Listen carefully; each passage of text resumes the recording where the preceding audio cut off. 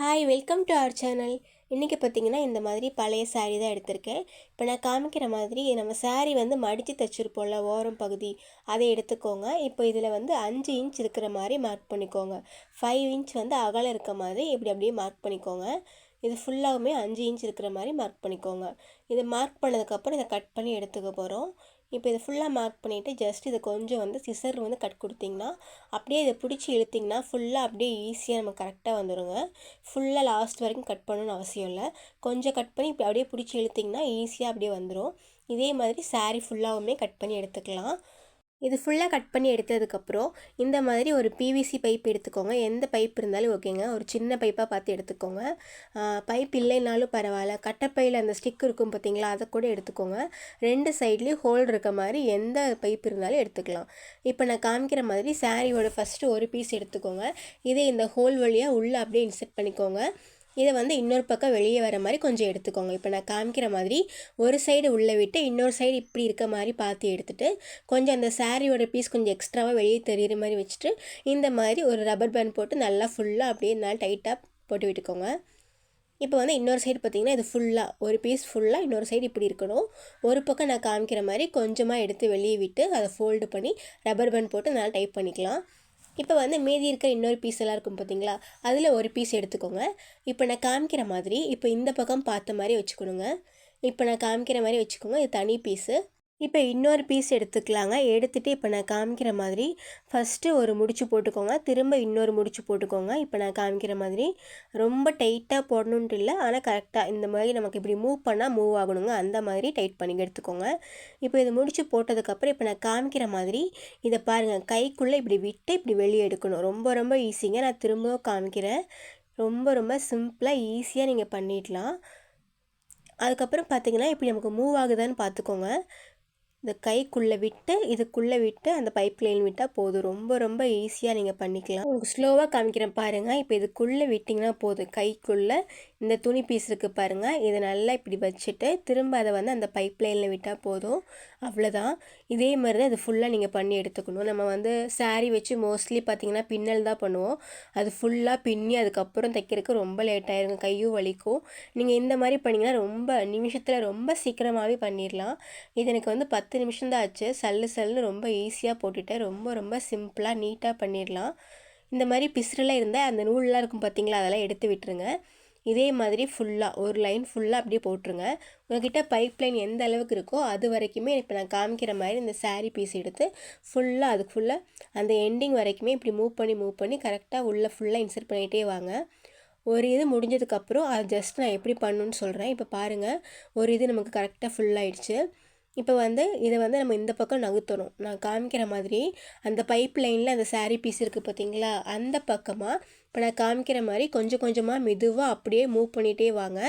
அதுக்கப்புறம் பார்த்திங்கன்னா இதை முடிஞ்சிருச்சு. இப்போ இன்னொரு பீஸ் நம்ம இதில் ஆட் பண்ணணும், ஜாயின் பண்ணணும். அது எப்படின்னு சொல்கிறேன். இப்போ இந்த பீஸ் ஃபஸ்ட்டு அந்த பீஸ் இருக்குது பார்த்தீங்களா, அதை 2ஆக மடித்து திரும்ப எகைன் மடித்து சென்டராக ஒரு கட் கொடுத்துக்கோங்க. இந்த மாதிரி இருக்கும். இப்போ இன்னொரு பீஸ் இருக்குது பார்த்தீங்களா, நம்ம ஜாயின் பண்ண போகிற அந்த பீஸையும் மடித்து எகைன் ஃபோல்டு பண்ணி சென்டராக ஒரு கட் கொடுத்துக்கணும். இப்போ அந்த 2 கட்டிங்கும் ஒன்றுக்கு மேலே ஒன்று வச்சுக்கோங்க. கரெக்டாக அந்த கட்டிங் தெரிகிற மாதிரி வச்சுட்டு இப்போ நம்ம புதுசாக ஒரு பீஸ் ஜாயின் பண்ண போகிறோம்ல, அந்த பீஸோட ஒரு பீஸ் நம்ம கட் பண்ணி வச்சுருக்கோம். இன்னொரு பீஸ் இருக்கும் பார்த்தீங்களா, அதை இப்போ இந்த 2 பீஸ்க்கும் அடியில் இப்போ நம்ம அந்த கட் பண்ண அந்த ரவுண்ட் ஷேப்புக்கு அதுக்குள்ளே வர மாதிரி வச்சுக்கணும். இப்போ நான் காமிக்கிற மாதிரி அந்த ஹோலுக்கு அடியில் வர மாதிரி உள்ளே விட்டு வெளியே எடுக்கணுங்க. நமக்கு ஈஸியாக பார்த்திங்களா ஜாயிண்ட் ஆகிடுச்சு. இதை நம்ம தைக்கவோ எதுவும் செய்ய வேண்டாம். ரொம்ப சிம்பிளாக ஈஸியாக ஜாயிண்ட் ஆகிடுச்சு. இதுக்கப்புறம் நீங்கள் திரும்ப பழையபடியே நம்ம ஃபஸ்ட்டு பண்ண மாதிரி ஃபுல்லாக அந்த எட்ஜ் வர வரைக்குமே அதே மாதிரி பண்ணிக்கோங்க.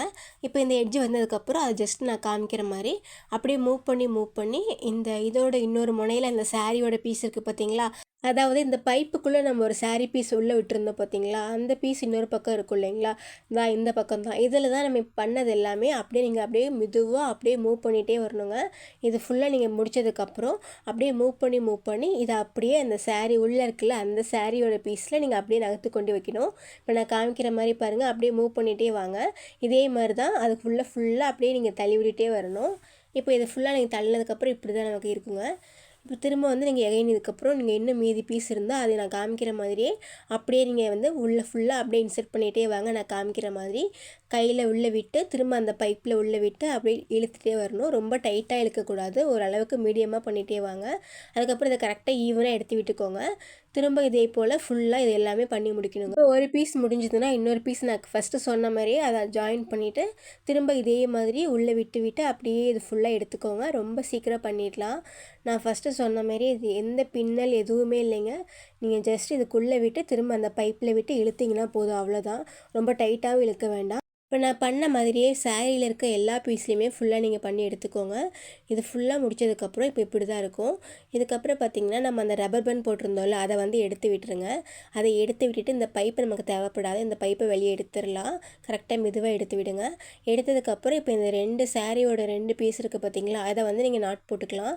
நல்லா டபுள் நாட் போட்டுக்கலாம். 2 முடிச்சு போட்டு டைட்டாக போட்டுக்கோங்க. இதுக்கப்புறம் எக்ஸ்ட்ராவாக இருக்கிறத கட் பண்ணி ரிமூவ் பண்ணிக்கலாங்க. இந்த 2 முடிச்சு போட்டதுக்கப்புறம் இதை கட் பண்ணிக்கலாம்.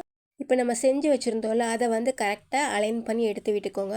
ரொம்ப டைட்டாக இருந்ததுன்னா கொஞ்சம் லைட்டாக அப்படியே இழுத்து இழுத்து விட்டுக்கோங்க, கொஞ்சம் ஃப்ரீ பண்ணி விட்டுக்கோங்க. இதுக்கப்புறம் இது ஒரு ஜீன்ஸ் பேண்ட்டு தான். நான் ஏற்கனவே ஒரு பீஸ் வந்து நான் மேட்காக எடுத்திருந்தேன். இப்போ அதோட இன்னொரு கால் போர்ஷனில் கீழ்ப்பகுதி மட்டும் கொஞ்சம் கட் பண்ணி எடுத்துருக்கேங்க.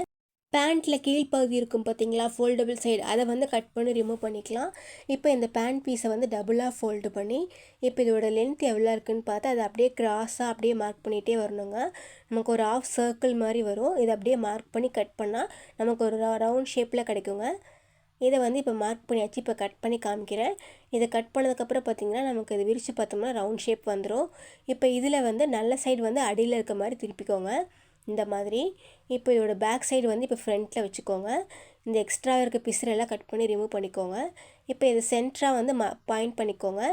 அதுக்கப்புறம் நம்ம இப்போ சாரியில் செஞ்சு வச்சுருந்தோம் இல்லைங்களா, அதை வந்து இப்போ சென்டராக வந்து இப்போ அப்படியே அலைன் பண்ணி வைக்க போகிறோம்.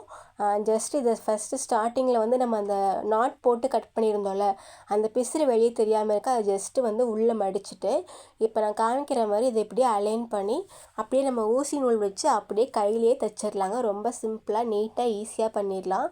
ஸ்டார்டிங் மட்டும் கொஞ்சம் அந்த பிசுறு வெளியே தெரியாமல் இருக்கிறதுக்காக உள்ளே மடிச்சுக்கோங்க. இப்போ அடியிலேருந்து ஊசி அப்படியே உள்ளே விட்டு வெளியே எடுத்துடலாம், அவ்வளோதான். இதே மாதிரி ஒரு 2-3 தையல் போட்டுக்கலாம். அதுக்கப்புறம் இதை அப்படியே நீங்கள் ரவுண்டாக அப்படியே வச்சுட்டு அலைன் பண்ணிவிட்டு ஒரு லைன் வச்சுட்டு அப்படியே நீங்கள் வந்து ஊசியை உள்ளே விட்டு வெளியே அப்படியே எடுத்துகிட்டே வரணுங்க. ரொம்ப ஈஸியான சாதாரண தையல் தான். இப்போ அப்படியே ஃபுல்லாக ரவுண்டாக வச்சுட்டு ஒரு லைன் வச்சுட்டு அப்படியே நீங்கள் தைச்சிட்டே வரணும். திரும்ப அடுத்த லைன் வரும்போது சைடில் ஜாயின் பண்ணிகிட்டே வரணும், அவ்வளோதான். இப்போ ஒரு லைன் பாருங்கள், நான் வச்சு காமிக்கிறேன். இப்போ இந்த ஒரு லைன் ஃபுல்லாக அப்படியே நீங்கள் அடியில் இருந்து அப்படியே மேலே அப்படியே எடுத்துகிட்டே வரணும், ஊசி வச்சு ஸ்டிச் பண்ணிகிட்டே வரணும். இப்போ ஒரு லைன் நம்ம தைச்சதுக்கப்புறம் அடுத்த லைன் நம்ம வைக்கும்போது சைட்லேயுமே எக்ஸ்ட்ராவாக நீங்கள் அட்டாச் பண்ணிகிட்டே வரணுங்க. இந்த மாதிரி சைடில் ஃபஸ்ட் இருக்க அந்த பீஸ்லேயும் செகண்டாக வைக்கிற இந்த பீஸ்லேயுமே சேர்த்து சைட்லேயுமே அட்டாச் பண்ணிகிட்டே வரணும். இப்போ கடைசி லைன் நான் ஸ்டிச் பண்ணிகிட்டு இருக்கேங்க. கரெக்டாக ஊசியை விட்டு அப்படியே தைச்சிட்டே வரணும். ஃபஸ்ட்டு சென்டர் போர்ஷன்லாம் தைச்சிட்டு அதுக்கப்புறம் இதுக்கு மேலே இருக்க லைன்லேயும் இப்போ நம்ம கடைசியாக வச்சுருக்க லைன்லேயும் சைடில் வந்து அப்படியே ஒரு தையல் போட்டு வரணுங்க. இந்த மேட்டு செய்கிறதுக்கு நம்ம தையல் மிஷின் எதுவுமே யூஸ் பண்ணல. வெறும் வீட்டில் இருக்க பழைய ஜீன்ஸ் பேண்ட்டு தான் எடுத்திருக்கோம். உங்ககிட்ட பழைய பேண்ட் இல்லைன்னா பழைய பெட்ஷீட்டு, பழைய டவல் எது வேணாலும் நீங்கள் யூஸ் பண்ணிக்கலாம். ஒரு பெரிய ரவுண்ட் மூடி ஒன்று எடுத்து அதை மார்க் பண்ணி அதே சைஸ் கட் பண்ணி எடுத்துக்கலாம். அதுக்கு மேலே இந்த சாரியில் பண்ண பீஸை வச்சு நீங்கள் அப்படியே வெறும் ஊசி நூல் வச்சு கையிலே ரொம்ப சீக்கிரமாக தைச்சிடலாங்க. அப்புறம் பார்த்திங்கன்னா இந்த எக்ஸ்ட்ராவாக இருக்க இந்த பீஸை வந்து கட் பண்ணி ரிமூவ் பண்ணிவிட்டு அந்த பிசுறு வெளியே தெரியாமல் இருக்கிறதுக்காக அது உள்ளே இருக்க மாதிரி அப்படியே மடித்து அதையுமே ஊசி நூலில் நல்லா 3 தையல் விட்டுடலாங்க. இந்த மாதிரி அப்படியே ஸ்ட்ரெயிட்டாக ஒரு தச்சு எடுத்துக்கோங்க. இப்போ வந்து அவ்வளோதான், நம்மளோட டோர்மேட் ரெடி ஆயிடுச்சு. ரொம்ப சிம்பிளாக நீட்டாக எவ்வளோ சீக்கிரமாக முடியுமோ அவ்வளோ சீக்கிரமாக பண்ணியாச்சுங்க.